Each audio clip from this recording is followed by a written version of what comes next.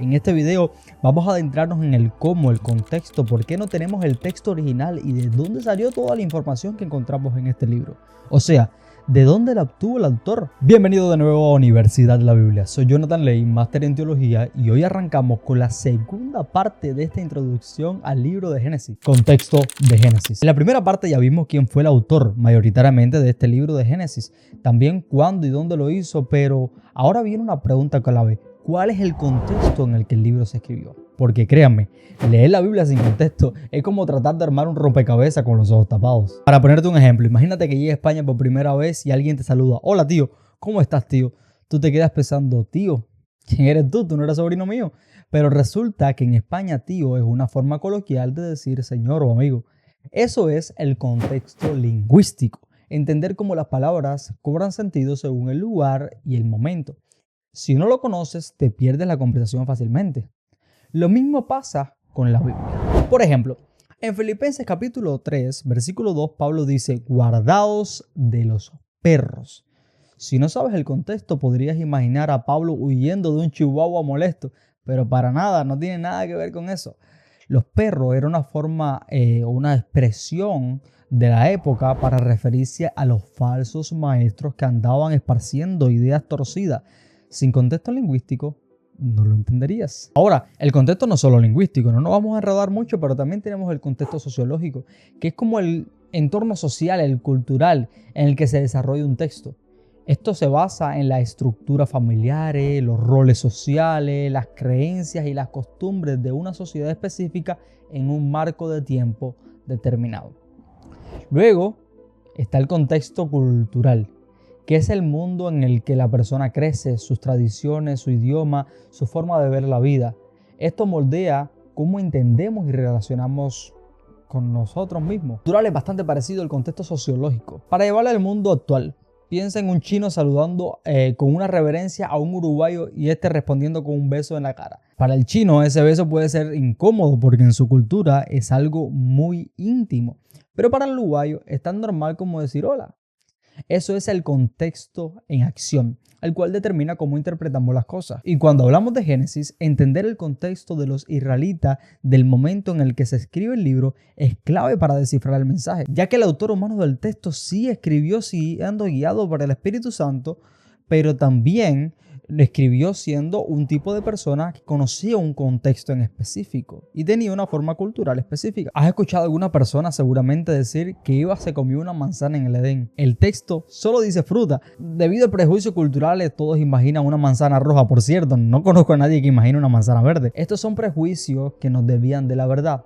Un prejuicio es crear algo sin comprobarlo, solo porque te lo contaron o porque te lo repite el entorno familiar. Y aunque a veces son útiles, como por ejemplo, si un niño evita un cable eléctrico porque se lo dijo su mamá, con la Biblia puede meternos en graves y serios problemas si no lo dejamos a un lado. Entonces, antes de abrir Génesis, tenemos que preguntarnos, ¿qué quería decir Dios aquí? No lo que nosotros asumimos con nuestra cultura moderna, sino lo que significó para quienes lo recibieron primero, ya que los textos de la Biblia tienen un público, o sea, un destinatario para quien fue escrito. Y estos escritos exponencialmente pasaron a ser parte de todos nosotros en el futuro. Dios inspiró las palabras para que las personas, para quienes se creó este texto, entendieran. Ahora, estas palabras podemos hoy tomarlas y estudiarlas, pero entendiendo que tenían un público primario. Espero que esto no haya ocasionado un poco de confusión. Y eso nos lleva entonces al contexto de los israelitas en el desierto. ¿Quiénes eran las personas para las que se escribió Génesis? Un pueblo único, los israelitas, recién liberados de la esclavitud en Egipto, ahora vagando por el desierto bajo el liderazgo de Moisés, un profeta de Dios. Este no era un grupo cualquiera, habían pasado muchísimos años en Egipto, así que traían consigo una mezcla de conocimientos profundos de cultura egipcia. Piensa en pirámides, faraones, jeroglíficos, pero también una identidad propia como descendientes de Abraham, Isaac y Jacob, a quienes Dios se lo había revelado, pero también al mismo tiempo con una identidad o un conocimiento que traían de Canaán, de donde habían dioses paganos. Es como si hoy alguien creciera entre dos mundos. Los israelitas eran así, tenían huellas egipcias por todos lados, pero estaban redescubriendo quiénes eran como pueblo de Dios realmente. En ese momento estaban en el desierto, un lugar duro, sin ciudades propias ni comodidades. Acababan de salir de la esclavitud y Moisés no solo los guiaba físicamente, sino que le estaba dando leyes, instrucciones y sí, también el Génesis. Este libro no se escribió en una biblioteca tranquila, sino que en medio de tienda, arena y un pueblo que necesitaba entender su lugar en el plan de Dios. Hay muchísimas cosas más para decir sobre este contexto y lo iremos desglosando a medida que estudiaremos cada parte de Génesis. Ya hablamos del contexto de Génesis y ahora vamos a entrar en una pregunta que tal vez no te la habías hecho, pero a mí personalmente me parece interesante. ¿Cómo se escribió Génesis? ¿En qué idioma? ¿Qué materiales se usaron? ¿Cómo se escribió Génesis? Espero que no te imagines a los copistas de Moisés o al mismo Moisés usando un bolígrafo y una libreta mientras que escribía en español. Eso no va a suceder. Este tipo de cosas no lo vas a encontrar en ese tiempo. Primero, el idioma en el que fue escrito Génesis fue paleohebreo, o sea, la versión más antigua del hebreo, eso es lo que significa paleo, antiguo. Esto no es el hebreo que podrías estudiar hoy en una escuela moderna, ya que no es exactamente igual, pero un poco más rústico. Aquí va un dato curioso. En esa época, el hebreo solo se usaba consonante. Las vocales no estaban escritas, así que al leerlo era un poco como descifrar un mensaje en código. Imagínate algo como CNS. Y tú sin saber si se está refiriendo a canas o a conos. Todo un reto. Aunque debo aclarar con respecto al hecho de que no había vocales, aún así se pronunciaba bastante bien porque todo el tiempo se escuchaba, aunque esto sí comenzó a ser un problema mayor primeros siglos después de Jesús. Pero algunos judíos se dieron cuenta de este problema cuando este idioma comenzó a hablarse menos. De ahí el papel de los masoretas, importantísimo, unos eruditos judíos quienes añadieron las vocales para que no se perdiera la pronunciación ni el significado. Estos son los puntitos debajo, encima, algunas rayitas por poner ejemplo. Esto muestra cómo pronunciar y para nada cambia el texto. Si comparas los textos del Qumran, que son antiguos pero no los más viejos, con los textos masoréticos como Códice de Alepo, Códice de Leningrado, ves cómo evolucionó el idioma. ¿Por qué el paleohebreo? ¿Por qué escoger esa lengua? Porque era el idioma de los israelitas, su lengua natural. Aunque, ojo, en la Biblia no lo llaman hebreo ni paleohebreo, al menos me refiero en el Antiguo Testamento. En Isaías capítulo 19, versículo 18, lo nombran la lengua de Canaán. Y en Segundo de Reyes 18:26 lo llaman judaíta. Es como si nosotros dijéramos español hoy, pero en el futuro lo llamaran la lengua de América. Nombres distintos, misma cosa. ¿En qué material se escribió Génesis? Ahora pasemos a los materiales. Aquí la cosa se pone un poco más complicada, porque la Biblia nos dice que Moisés usó un lápiz y un cuaderno. Pero sí nos da pistas y la historia de la época nos ayuda a llenar un poco de los huecos. En el caso de los 10 mandamientos, la Biblia es bien clara. Dios los escribió en tablas de piedra. Lo vemos en Éxodo 24:12, 31:18 y 34:1. También se puede ver en otros pasajes de las Escrituras, pero estos son algunos de los ejemplos. Algunos traducen tablas, otros losas, pero el punto es el mismo. Eran piedras grabadas por el dedo de Dios. ¿Y se pudo haber escrito Génesis en piedra también? Probablemente no. Escribir un libro entero así es como tallar una enciclopedia en una roca, práctico para nada era. En Mesopotamia, por ejemplo, que es una civilización antigua, usaban tablillas de arcilla cocida para sus textos cuneiformes, como las leyes de Hammurabi. ¿Pudo Moisés usar algo parecido? Es posible, pero hay pruebas directas de que Moisés escribiera en arcillas. No la vas a encontrar. Otra opción más probable son los rollos. En Éxodo 32:32, por ejemplo, Moisés habla de rollos de Dios y en esa época rollo solía significar papiro o cuero de animal, como piel de cabra o oveja tratada. Era un material común, portátil y resistente, perfecto para un pueblo nómada que, como expliqué, estaba en el desierto. Pero no es pergamino, hay que tener claro esto se crea 1000 años después. También esta opción de papiro, ya que es un material egipcio, es bastante probable. Y de donde estaban saliendo los israelitas eran de ahí, de Egipto. Es este tipo de material. Esto es papiro. Realmente tampoco tenemos pruebas, no podemos ver el original en un laboratorio y saber si realmente fue escrito en papiro o en piel de animal. Ya vimos cómo se escribió en paleohebreo y probablemente con materiales como cuero o papiro. Pero ahora viene una pregunta que muchos se hacen y que es totalmente válida.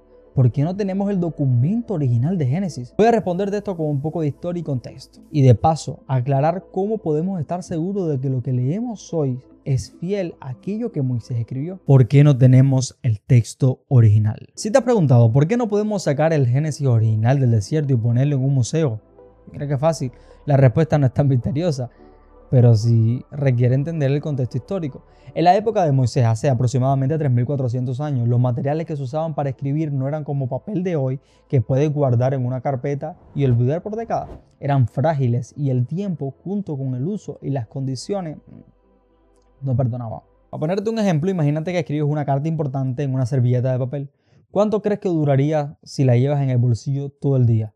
Probablemente unos días antes de que comience a deteriorarse y deshacerse. Ahora, traslada eso a un pueblo nómada en el desierto, con calor en la parte del día y frío en la parte de la noche, arena y sin bibliotecas climatizadas. Los materiales de entonces, como el papiro o la piel de animal, no estaban diseñados para durar siglos, y menos sin cuidados especiales. En Éxodo capítulo 32, versículo 32, Moisés menciona un rollo, que en hebreo es sefer, un término para un libro que también es algo que se enrolla como un cilindro de escritura. Según filólogos, esto podría ser papiro o cuero. El papiro era un material hecho de planta que crecía cerca del río Nilo, algo que Moisés, criado en la corte egipcia, conocía bien. Y el cuero era piel de animal tratada como cabra u oveja, un animal que los israelitas cuidaban. Pero aquí está el problema. Ninguno de los dos era eterno. El papiro se desgastaba rapidísimo con el uso y el cuero, aunque más resistente, también se deterioraba en el tiempo, especialmente en un desierto donde vivían en tiendas y estaban en constante movimiento. Claro, hay excepciones. Las tablas de piedra de los 10 mandamientos que menciona eso eran muy duraderas, pero esas tablas están en el Arca de la Alianza y no se sabe dónde está ella. Otros textos antiguos que han sobrevivido se debe a que eran piedras o arcillas cocidas y se encontraban en condiciones ideales, muchos de ellos. Pero Génesis, escrito en rollos, probablemente no tenía las mismas ventajas. Bueno, y entonces, ¿cómo se preservó Génesis si el original se perdió? Aquí entran los sofer, parecido a sefer como libro. O sea, los copistas o agiógrafos que luego se convirtieron en la escuela de los escribas. Su trabajo principal era reescribir los textos antes de que se gastara el material. Hoy tenemos impresoras, fotocopiadoras, inclusive mejor aún, tenemos celulares para hacer fotos. Pero eso no existía en ese tiempo. Por miles de años, si querías mantener un texto, tenías que reescribirlo vez tras vez en materiales nuevos. Eso hacían los copistas o escribas, pero estos con una precisión sorprendente. Por cierto, un detalle acerca de los masoretas. Estos que luego de los escribas se encargaron de hacer este trabajo con los textos del Antiguo Testamento, o sea, de la Biblia hebrea. Algunas de las familias masoráticas, como la de Ben Asher, o sea, la de hijos de Asher, se cuenta que contaban letra por letra para que coincidiera un texto con otro. Con otras palabras, si terminaron de escribir y había 400 palabras, en el otro texto, en el nuevo que estaban copiando, tenía que haber exactamente 400 palabras o 400 letras. Exactamente, no podía sobrar ni faltar. Aquí puedes ver una tabla resumida de la evolución de este trabajo. Como se habrán dado cuenta, me gusta hacerme muchas preguntas. Oye, ¿y si los copiaron tantas veces? ¿No se volvió como un juego donde dice en una fila uno una frase distinta y va paso por otra persona y cuando llega al final es una frase completamente diferente? A diferencia del Corán, el texto de los musulmanes, donde tomaron copias para quedarse con la versión oficial, o sea, lo que le convenía, porque había muchas diferencias entre ellas, los textos bíblicos se multiplicaron como locos. Habían copias hebreas de muchas sectas israelitas, inclusive también de los samaritanos, de los griegos con la Septuaginta y hasta traducciones al arameo con los Targum. Resultado, podemos compararlas todas. Algunos se asustan, pero de hecho esto es bueno porque se puede hacer un mejor estudio para determinar la confiabilidad de los textos. A esto se le conoce como la crítica textual. No sé si sabes, pero nuestro Génesis actual se basa en el Códice de Leningrado o el Códice de Alepo. Y al compararlo con estas otras versiones, vemos que el texto de Génesis que tenemos se mantuvo asombrosamente fiel. Sí, hay pequeños errores, principalmente con números que varían un poco, pero no cambian el mensaje. ¿Por qué? Porque en el hebreo los números eran letras, históricamente las letras del alefato, y no está mal dicho, ya que nosotros decimos alfabeto por alfa y beta, que son las dos primeras letras griegas, y nuestro idioma español tiene una historia greco-romana, o sea, de griegos y romanos. El término alefato se refiere al conjunto de letras que conforman el hebreo, conocido popularmente como alef-bet por sus dos primeras letras, pero también se le dice alefato. Y volviendo al tema de las letras, que es bien importante. Estas han tenido asignados valores numéricos. Este sistema, conocido como gematría o gematría, como lo quieras decir, se usaba para escribir números y hoy todavía se emplea en ciertos contextos tradicionales como textos religiosos, numeraciones de capítulos o en la interpretación simbólica de las palabras. En este tema no voy a entrar ahora a profundidad, no vamos a empezar a hablar sobre este tema exactamente. También hay letras que se parecen. Esto hacía que a veces un escriba confundía una Dalet con una Resh porque el trazo es muy similar. Si el copista escribía una letra pensando que era otra que se parecía, ya que no entendía bien el trazo, ahí podía haber una confusión, ya que cada letra representa un valor numérico distinto. Antes de que se alarmen, ya que cuando no se conoce toda la información, algunos de ustedes pueden asustarse. Un estudio que llevó a cabo comparar los rollos de Isaías que se encontraron en Qumran, o sea, 100 años antes de Cristo, con los rollos o el texto de Isaías que tenemos hoy de 1000 años después de Cristo. Cuando lo juntaron y se pusieron a ver cuál era la diferencia o las similitudes, se dieron cuenta que solamente habían 3 pequeños errores y eran terciarios, o sea, no cambiaban ni tenían ninguna afectación directamente con el texto bíblico. Entonces, no tenemos el original de Génesis porque los materiales no duraban y el pueblo vivía en condiciones duras y de constante movimiento, pero gracias a los escribas y al cuidado del Espíritu Santo, lo que tenemos hoy es digno de confianza. La última pregunta, ¿de dónde Moisés sacó la información? Cuando lees Génesis, te encuentras con la creación del mundo, el diluvio, la torre de Babel, cosas que pasaron muchísimo tiempo antes de que Moisés naciera. Y una pregunta seria sería, ¿cómo supo todo esto? Entonces, ¿de dónde salió la información? Hay varias ideas, pero ninguna se puede probar al 100% porque la Biblia no lo detalla. Aún así, vamos a ver las dos más comunes. Algunos maestros judíos que se mencionan en el Talmud creen que Moisés, dicen ellos, recibió Génesis palabra por palabra directamente de Dios. Hay quienes dicen que hasta querubines se lo dictaron como si fueran secretarios celestiales tomando nota. Imagínate a Moisés en el monte Sinaí con un querubín diciéndole, escriba ahí, en el principio creó Dios. Si bien es una idea interesante y no lo negaría, no veo ningún indicio real de esto en la escritura. Otra postura que a mí personalmente me hace más sentido es que Moisés recopiló todas las tradiciones históricas que ya vivían en el pueblo judío. Piensa las historias que pasaron de generación en generación, desde Adán, Noé, Abraham. Entonces Moisés, guiado por el Espíritu Santo, las organizó y las escribió. Esto explicaría por qué no tuvo que darles un manual a los israelitas. Según este planteamiento, ellos ya conocían las historias de sus antepasados y él les dio de forma oficial estos escritos. Hermanos, Génesis no pretende contarnos el cómo lo supo Moisés, sino revelarnos a Dios y su plan de para la humanidad. Entonces, Jonathan, ¿de dónde sacó la información Moisés? Bueno, podría ser una revelación directa, una tradición oral recopilada o una mezcla de ambas. No lo sabemos con certeza y la Biblia no lo aclara. Porque realmente tampoco es algo que busque aclarar y esto lo debemos tener claro. Mi posición es el hecho de que lo calla. Y aún así los israelitas lo aceptaron. Me lleva a pensar de que ya era conocido por la mayoría. Pues ellos tontos no eran. Nadie sin explicación te va a aceptar una historia tan importante sobre los orígenes de ellos mismos. Pero al final, lo que sí sabemos es que Génesis llegó a nosotros bajo el cuidado del Espíritu Santo para mostrarnos quién es Dios y qué quiere con nosotros. Y aunque hay muchísimo más que podríamos decir sobre este libro, aquí cerramos con esta introducción y comenzaremos con el texto. Gracia y paz, hermano.